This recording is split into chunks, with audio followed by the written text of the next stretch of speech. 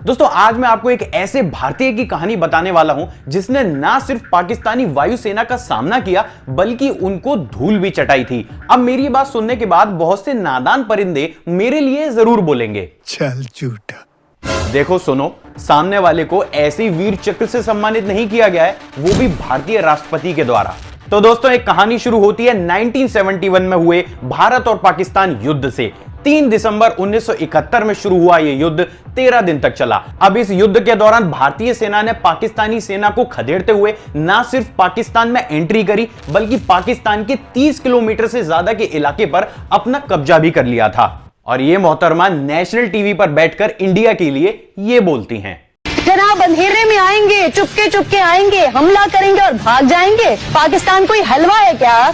सही पकड़े हैं। और 71 में हम प्रूफ कर भी चुके हैं कि पाकिस्तान वास्तव में एक हलवा है। अब जब भारतीय सेना पाकिस्तान में बैठकर ही पाकिस्तानी आर्मी की कमर तोड़ रही थी तो समय के साथ उनके असला और बारूद कम होने लगे। अब जरूरत थी तो एक ऐसे जाबाज इंसान की जो भारत से अपने साथ खूब बड़ी मात्रा में बारूद और गोले भरकर पाकिस्तान में एंटर करे। पाकिस्तान में एंटर करने के बाद वो इंडियन आर्मी को वो माल सप्लाई करे और 12 घंटों के अंदर दोबारा से अपने देश में वापस भी आ जाए। और इस टास्क के लिए चुना गया उदयपुर निवासी दुर्गा शंकर पालीवाल को, जो पेशे से भारतीय रेलवे में लोको पायलट थे। 25 बोगी वाली एक ट्रेन को पाकिस्तानी सीमा में असले ले जाने के लिए तैयार किया गया। इस ट्रेन को बाड़मेर के समीप मुनाबाव रेलवे स्टेशन से होते हुए पाकिस्तान के खोखरापार और फिर इसके आगे के एक रेलवे स्टेशन तक पहुंचना था। लेकिन यह काम इतना आसान नहीं था, क्योंकि एक तो ट्रेन को पाकिस्तानी सीमा के अंदर लेकर जाना था और दूसरा ट्रेन में बहुत बड़ी मात्रा में असला और बारूद भरा हुआ था। एक छोटी सी गलती पूरी ही ट्रेन को उड़ा सकती थी। रात करीब 12 बजे दुर्गा शंकर पाकिस्तानी बॉर्डर को क्रॉस करके खोखरापार रेलवे स्टेशन पर पहुंचते हैं। अभी दुर्गा शंकर को इससे आगे 27 किलोमीटर दूर एक और रेलवे स्टेशन पर जाना था, जहां पर उनको इंडियन आर्मी को माल सप्लाई करना था। और वो आगे चल दिए। दुर्गा शंकर ने यह नोटिस किया कि वो जैसे ही खोखरापार रेलवे स्टेशन से बाहर निकले हैं तभी से ही एक विमान उनकी रेलगाड़ी के ऊपर साथ साथ चल रहा है। दुर्गा शंकर ये जान चुके थे कि वो विमान उनकी रेलगाड़ी पर नजर रखे हुए है। थोड़ी देर के बाद अचानक से ही वो विमान कहीं गायब हो जाता है। दुर्गा शंकर के द्वारा दिए गए एक इंटरव्यू के मुताबिक सुबह करीब 6 बजे अचानक से 6 मिराज विमान मेरी रेलगाड़ी के करीब आए और बमबारी करने लगे। इन विमानों ने मेरी ट्रेन को घेर लिया था, लेकिन मैं एक पल के लिए भी घबराया नहीं।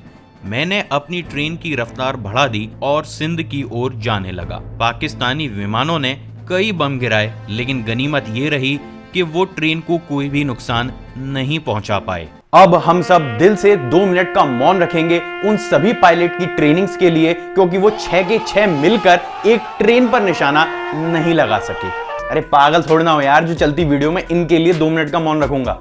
अब यहां पर दुर्गा शंकर ने समझदारी का परिचय दिया और उन्होंने तय स्टेशन पर ट्रेन को नहीं रोका। वो ट्रेन को चलाते गए और सिंध की तरफ तेजी से बढ़ते गए। थोड़ी देर के बाद ही दुर्गा शंकर ने देखा कि जो विमान उनके ऊपर मंडरा रहे थे वो सभी जा चुके थे, क्योंकि उनके बम्स खत्म हो चुके थे। वो रीलोडिंग के लिए जा चुके थे और यहीं पर ही दुर्गा शंकर ने तुरंत ही ट्रेन को रोका और रिवर्स में 25 किलोमीटर की ट्रेवल की और अपने निर्धारित स्टेशन पर पहुंचकर इंडियन बटालियन को इस पूरे ही सिनेरियो की सूचना दी। बटालियन ने महज 15 मिनट के अंदर ही पूरी ट्रेन के असले बारूद को खाली कर दिया और उस ट्रेन में एंटी एयरक्राफ्ट डिफेंस मिसाइल्स लगा दी। अब दुर्गा शंकर इंडिया के लिए रवाना हो चुके थे, लेकिन दुर्गा शंकर ने फिर से नोटिस किया कि वही लड़ाकू विमान दोबारा से उनकी ट्रेन का पीछा कर रहे हैं। खोखरापार से महज 3 किलोमीटर पहले 1000 पाउंड का बम रेल की पटरी पर गिराया गया। इस बम से निकलने वाली चिंगारियों से दुर्गा शंकर के हाथ और मुंह जल गए, लेकिन बावजूद इसके वो अपनी कोहनियों की सहायता से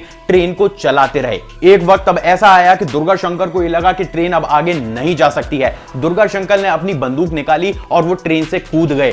2 किलोमीटर पाकिस्तानी सरजमीन पर छुपते छुपाते आगे बढ़ते हुए दुर्गा शंकर को फाइनली इंडियन आर्मी का एक हेलीकॉप्टर दिखता है। दुर्गा शंकर उस हेलीकॉप्टर को इशारा करते हैं और उसको उतरवाते हैं। वो तुरंत ही सारी सूचना उस हेलीकॉप्टर में बैठे हुए अधिकारियों को दे देते हैं। इसके बाद उस हेलीकॉप्टर की मदद से दुर्गा शंकर को तुरंत ही हॉस्पिटल पहुंचाया जाता है। आखिरकार 30 अक्टूबर 1972 को दुर्गा शंकर को तत्कालीन राष्ट्रपति श्री वीवी गिरी के द्वारा वीर चक्र से सम्मानित किया जाता है और इसके बाद साल 2014 में श्री नरेंद्र मोदी के द्वारा भी दुर्गा शंकर को सम्मानित किया जा चुका है। सलाम है ऐसे देश के वीरों को। दोस्तों, अगर आपको ये वीरता भरी वीडियो पसंद आई हो तो इस वीडियो को लाइक कीजिएगा, ज्यादा से ज्यादा शेयर कीजिएगा और कमेंट सेक्शन में जय हिंद जरूर टाइप कीजिएगा। और इंस्टाग्राम पे फॉलो करो यार, अपने भाई को कर क्या रहे हो तुम लोग। अगली वीडियो में आप सभी से दोबारा मुलाकात होगी दोस्तों। जय हिंद।